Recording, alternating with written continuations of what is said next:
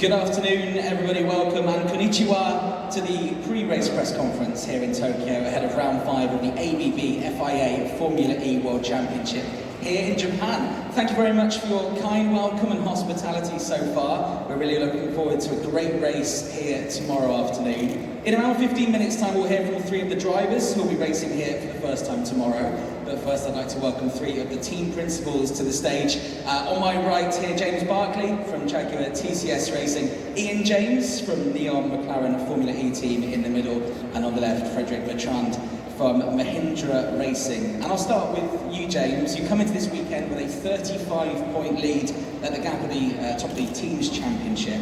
A podium in all 4 races so far this season, so there must be a pretty good feeling in the team at the moment. Yeah, konnichiwa.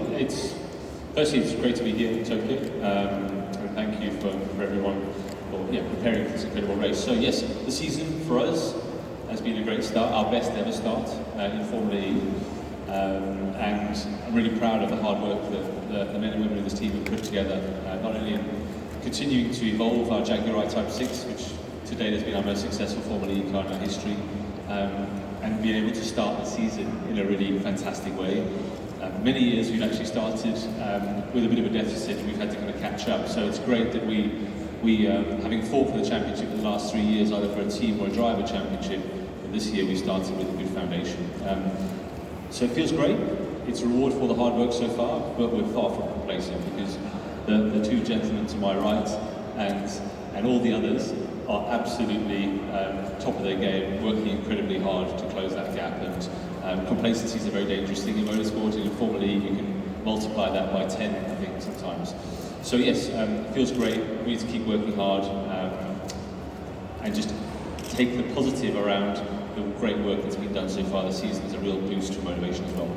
It's a big weekend for your team as well, celebrating a huge milestone. Yeah, 100 races for the team. So incredibly proud moment for everyone on the team. Myself obviously included, having founded the team back in 2015 and our first season in 2016. We've come a long way in that 100 races.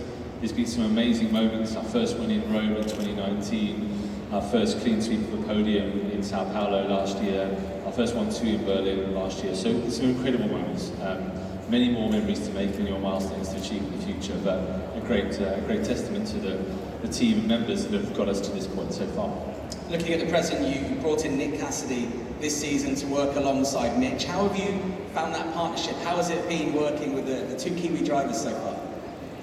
Well, it's been absolutely fantastic, to be really honest. Obviously, Nick, well known here in Japan, incredible success here in Japan, but he's been an amazing addition to the team.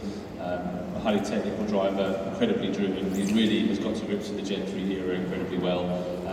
We've always admired Nick from a distance, so it's great to have him now in the factory team. Of course, he was with our customer team last year in Vision, did a fantastic job, coming second in the championship. And having the 2 together, Nick joining Mitch Evans, who's been with us right since the start. So, like me, it's his 100th race this weekend here in Tokyo. But we have an incredibly strong drive lineup. They grew up together from the age, and were racing together from the age of under 10. So they're almost like brothers, really. And the atmosphere in the team, honestly, is truly fantastic. So it's never been better from our side in terms of driver lineup and what they both bring to the team. Very quickly on the track here in Tokyo, how do you approach these new circuits with a lot of unknowns and no previous data? Yeah, so it's not an unusual challenge in Formula E. Last year we had Cape Town, Hyderabad. Last year there was new venues, and every year we have new tracks. So from that perspective, we simulate. We can't come and test here whenever we want. So we have to do a lot of simulation. What we call a driver in the loop simulator, which basically is a digital twin of the real car, the real environment that we're in.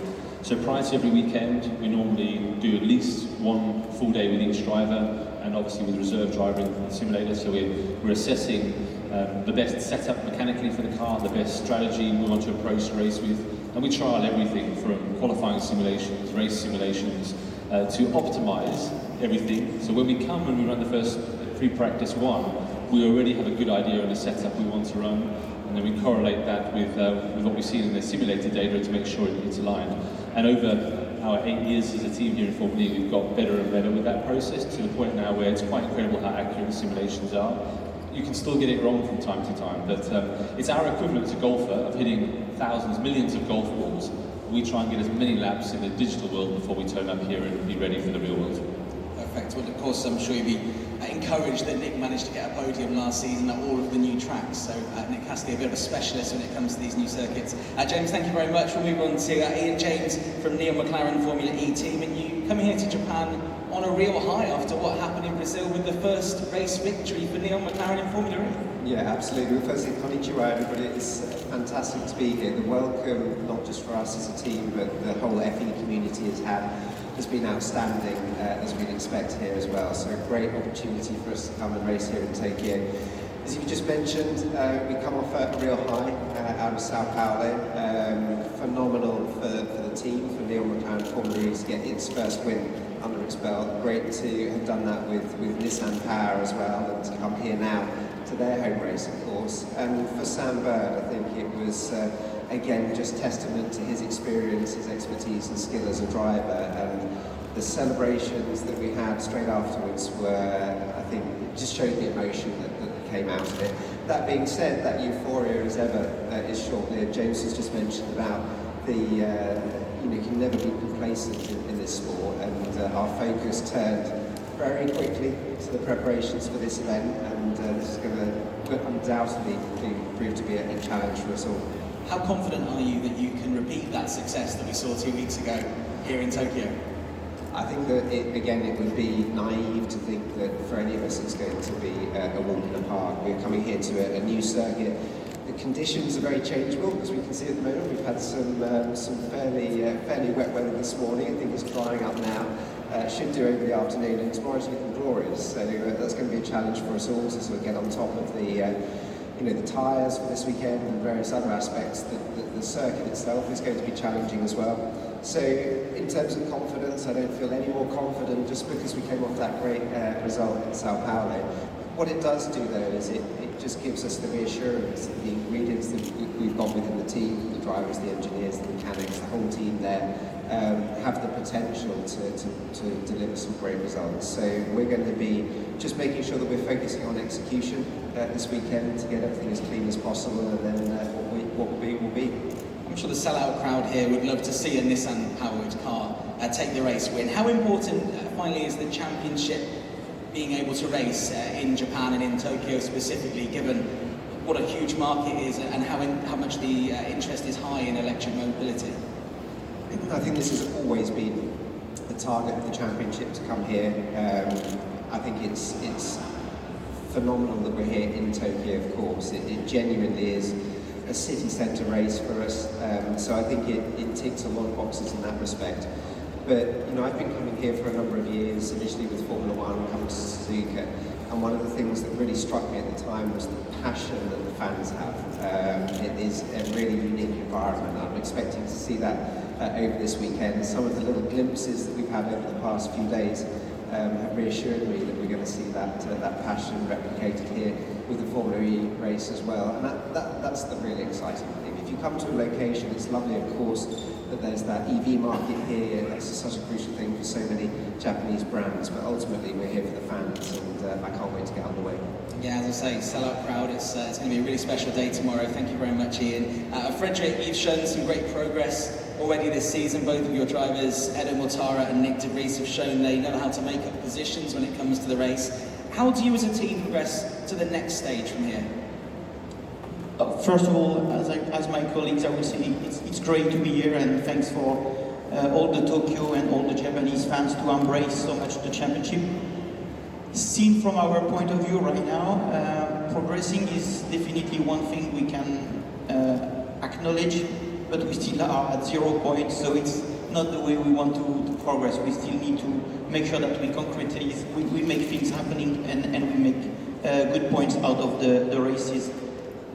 Nick and Edo, part of the team, definitely is a big asset for us. They are the one able to bring confidence to everyone.